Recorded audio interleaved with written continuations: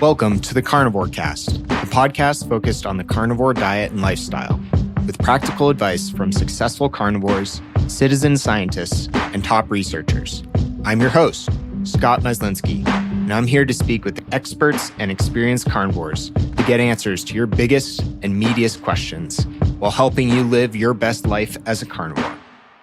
If you enjoy the show, please consider supporting the Carnivore Cast on Patreon. By becoming a patron, you'll help us reach more people and continue to create content on carnivore. There are also exclusive perks available, such as private Q&As, consultations with me, and more. Become a supporter at patreon.com/carnivorecast. Check the episode description for the link. Thank you, and I'll see you there. Bella, the steak and butter gal, returns to the Carnivore Cast today for part 2.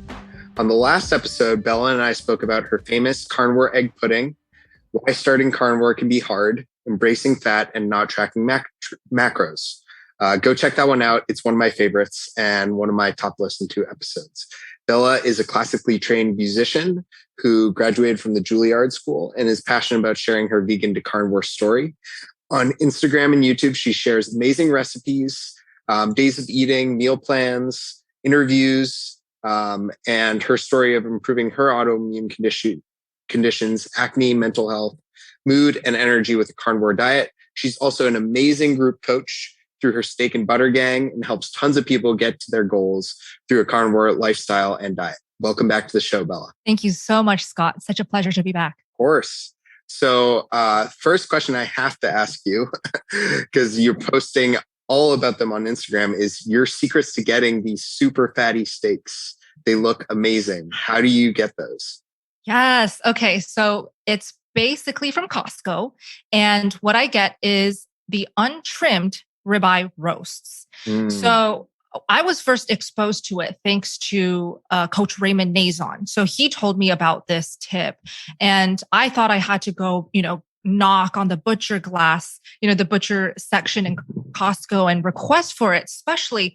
But this whole time it was just under my nose and I never noticed it. They always will put it out in the meat section, of course, but it's like these huge lumps of meat and you can't really tell it's ribeye because it's just a lump, So if you can find that at your local Costco, it really does save quite a lot of extra bucks, especially if you want really good quality, consistent, and very fatty ribeyes. But you do have to slice it yourself. Requires an at-home arm workout. Yeah, that's a bonus. Cool. Well, I wanted to get your perspectives. You've been doing carnivore for 2.5 years now. Is that right? Yes, 2.5 years, maybe like 1 month above 2.5, but yeah. Wow. That's a long commitment. What have been some of the things you've learned along the way that maybe you didn't know coming into it, you didn't know in your first few months doing carnivore? What are some of the biggest takeaways you've had? Okay, so I went into it wanting to heal some really serious things, such as amenorrhea, and also hoping to lessen the negative effects of my eczema and psoriasis. So those were like my top 3 priorities. And the amenorrhea was something that I honestly felt like if it didn't come back, I would just be devastated because I really want to have kids. And the eczema and the psoriasis, I was able to deal with, Ever since I was a kid, I would just be going to, my pediatrician, my doctor to get new subscriptions to topical treatments, ointments, medications, prescriptions. So I was ready to just keep doing that if it had to come down to that. But anyways, back to like what I wish I knew. So like eating on carnivore can be simple, but it can also be really complicated. It's easy to overcomplicate things. And it's easy to get really obsessed with, oh my gosh, how much fat should I eat? How much protein should I eat? Am I supposed to be eating beef, butter, eggs, or just beef and butter, or just eggs and beef, And I just wish that I didn't even care about that at all. And I wish I just followed my instinct and just followed my body, right? And just fed myself whatever it is. And I do wish that I wasn't so obsessed with like listening to every single podcast, because by then I already made the decision to go carnivore. And I think when you keep being so easily influenced by all of these episodes out there and all of these other accounts, and different journeys, which are also special in their own way, it's easy to lose sight of what your why is, of what your main goals are, right? And it really didn't affect me that much because I started feeling better with beef, butter, and eggs already. So that's kind of what I stuck to. But it did give me quite a lot of headaches and doubts. Like, should I be doing this instead? Should I do raw carnivore now? Yeah. Yeah, that's really awesome. Thank you for sharing that. I think that's very relatable. I've certainly experienced that. I think a lot of people do, of constantly questioning themselves, when a big plus of this diet is simplicity, and also, to your point, of getting back to your why. Yes. Why did you originally start it? And like writing that down, revisiting it, I think could be really valuable. Yes. And you mentioned the amenorrhea. I think there's controversy around this in general. And I don't like controversy, but there's discussions about whether you need carbs to help with amenorrhea, why women might need carbs. What is your view on that? What is your perspective and your experience? Well, my answer, or my goal of bringing back my period, has happened. So I now have a very regular cycle. And that's something that I celebrate every single day, especially when my period comes in time and it's painless. And I don't have that lower back pain when I used to have it. And I don't have mood swings and I don't break down in tears. Like, these things are huge victories. So my take on healing amenorrhea, just based on my own experience, is it's actually the fat. It's actually the animal fats. And I don't want to make it seem like it's just a one answer for all women who are suffering with this. You might have to go through a lot of trial and error. You might have to be extra patient. It might take way longer for you to get it back than me. I got it back in just a few weeks. But at the same time, I was eating the butter like there was no tomorrow, like 2 sticks a day, at least a stick a day, every day. Wow. With my steak, with my eggs. And like the count for my eggs, at least a dozen per day, So these are insane amounts. Of course, you do not have to eat this much. But again, I was really listening to my body. Yeah, that's awesome. And I think that is really great to hear. And I'm very happy for you. And also, I think it kind of applies to both men and women. So many of the problems, hormonal problems, metabolism problems, problems sleeping, things like that. I think way too often when people come to me on carnivore, they're in a deep calorie deficit, and they've just been in a calorie deficit for so long. And I know a big goal for a lot of people is fat loss, but also your body can't live there forever. And oftentimes, like, refeeding just on fat, doesn't have to be carbs, can put your body into a healthy state where some of these things lift up and go away and get better. Absolutely. And I do also have to bring up another thing that females especially have just a lot of trouble accepting is weight. Your weight may possibly change, right? I'm not saying, you have to freak out or worry starting now that your weight will go up, but be prepared for any changes, up or down. And I think for me, it was so essential to just gain that weight. For me, it was 25 pounds. But I think because I gained all that healthy weight, my period finally came back. My body finally trusted what I was feeding myself. It finally just let go and focused on healing, regulating my hormones. So I'm just very, very grateful that I did that, was just accept the weight gain and just eat. That's awesome. Yeah, I think so many people need to hear that. Yes. And how about beef only and fasting? How did that come up? Why did you do it? How did you do it? What did you learn? Tell us about that. Okay. So I have to preface with the past 2.5 years, right? So I'm just over 2.5 years. The first 2 years and 3-4 months, I was really just focusing on as much fat as I possibly can because I still know I have a lot to heal. So eat, right? Just eating. Didn't really even consider fasting. And I didn't start doing 2 meals a day. I do consider 2 meals a day as intermittent fasting. That's a very beautiful and basic way to just do some fasting here and there. So I did 2 meals a day, month 6 into carnivore, right? And that happened organically, just very natural because I was eating so much all day long. I was feeling so much better and my appetite just went down. So month 9, I did OMADs. And ever since month 9, the OMADs just worked so good for me because I was finishing up my master's at Juilliard. And I remember just all of these full long days, going to school in the morning, practicing classes, studying, and then going back to my apartment in New York City, like 8 p.m., right? And I would break my fast during that time and eat my OMAD. And it just worked so good because I could be fasted, super sharp, productive at school, come home, eat, pass out. So that worked for a very long time. And then just fast forward really quick because OMAD was very consistent, except for like when I'm on my period, I'll be hungry. So I'll just eat 2 MAD, 3 MAD, whatever. So you see, fasting was never strict. It was never something that I had to keep up until April of this year, which is like just a few months ago. I was exposed to this whole beef only, this whole Lion's diet, Michaela Peterson's Lion's diet. You know, some people want to go further and do ribeye diet. So I was exposed to that in my meetings and I was inspired because a lot of the members in my meetings, they come back and update me and they're like, wow, this beef only, it's really magical. I'm feeling better and better. And so after, considering beef only, I jumped in, I did it. It was great. And then Raymond came along, and he just exposed me to his whole fasting passion.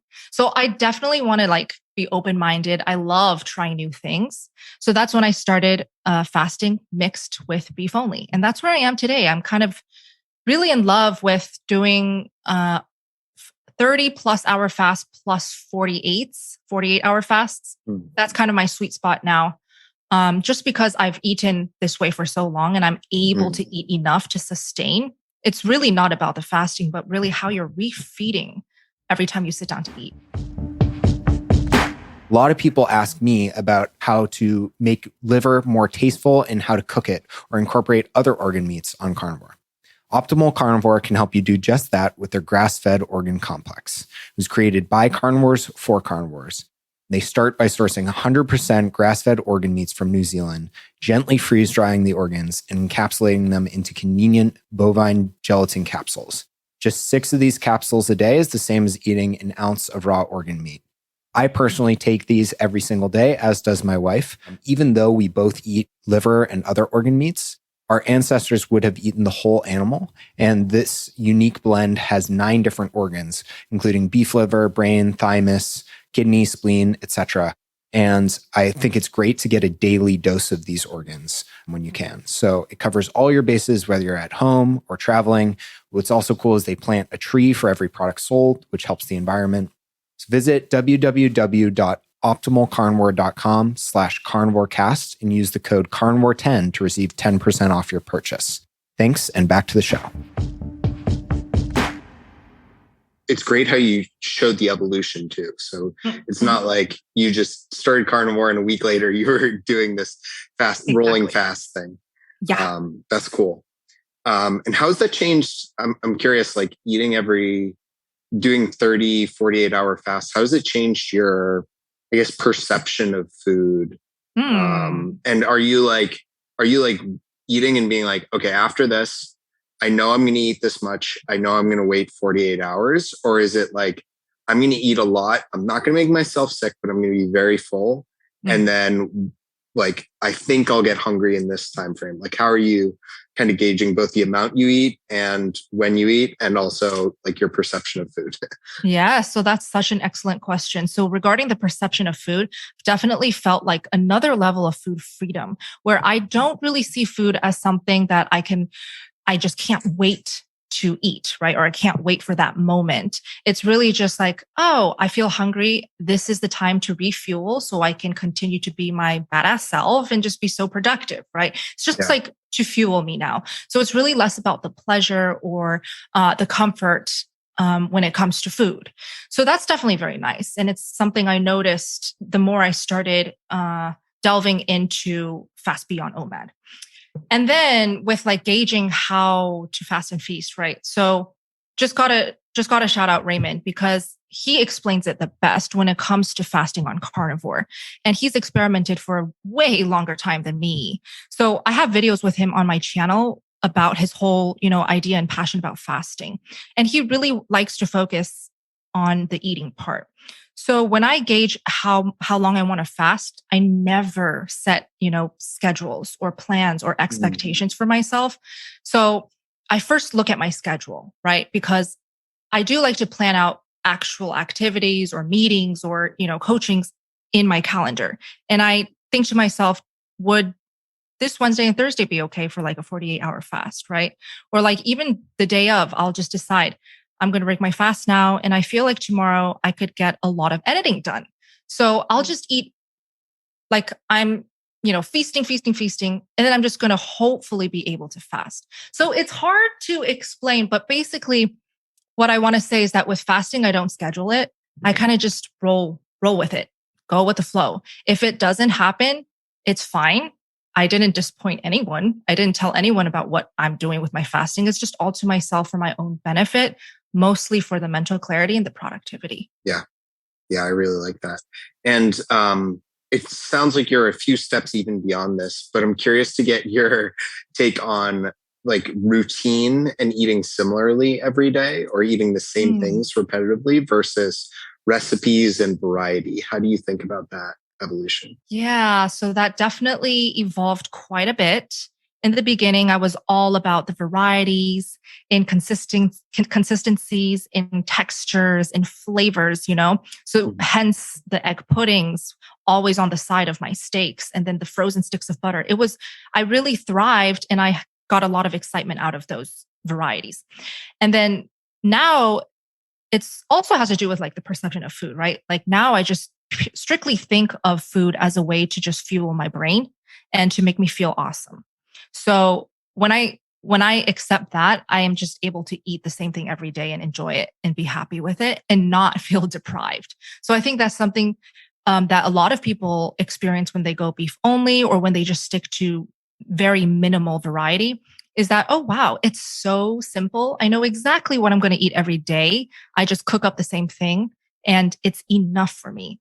So yeah, now I'm just absolutely happy with the steaks that I eat. Usually it's the Costco rib roasts or the butcher box beef that I get shipped. Very cool. And how about convincing your boyfriend and sister to try carnivore? I'm super curious about this. How did it come about? How did you approach it? Tell us about that. Yeah. So the convincing, more like they came to me. I did not have to do any. Yeah. Which is so miraculous because I never thought in a million years, my little sister, at least, maybe my boyfriend, because he was ketovore before, but my little sister of all people to walk up to me to ask for my help to help her go carnivore. She didn't even say low carb or keto. It was carnivore, So that was awesome. And she later told me she was convinced because she watches my videos and she saw me in person, how different I am as a sister, just my energy, even just like how I look, right? So that was really a monumental day for me. And then for my boyfriend, he saw that my little sister was on board. So I think he felt a little FOMO. So he was just like, yeah, I want to go carnivore too.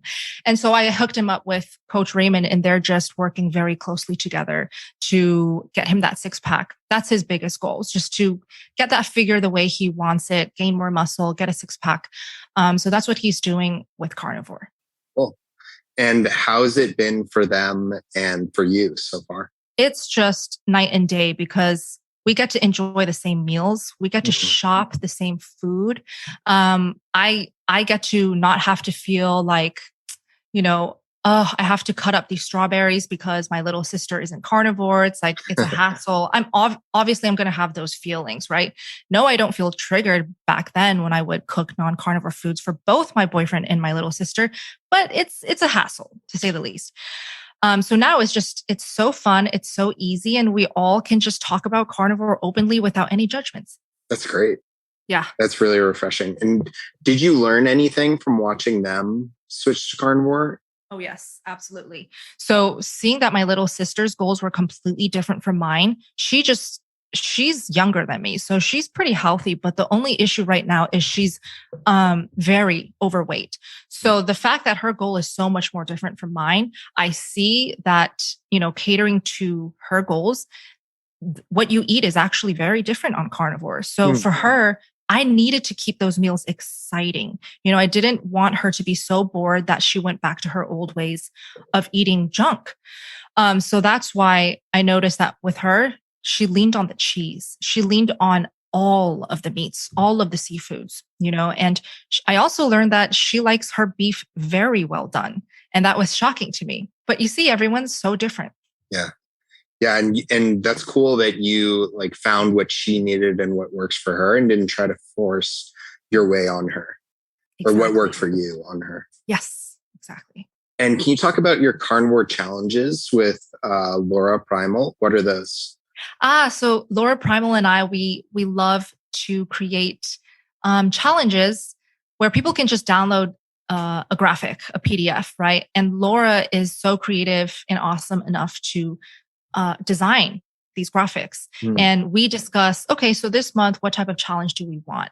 It's basically just a list of to-do, tasks such as eat meat, move a little bit, couple minutes, get outside, get some fresh air, just basic things that can really improve your day, your mental health, and your well-being. So these things we love doing within, on Instagram, on YouTube. And I just feel like it gets the community pumped up for each new month. And I think it's very, very inspiring what Laura does regarding these challenges. I just, jump in on it, and because I love to share it on my page too.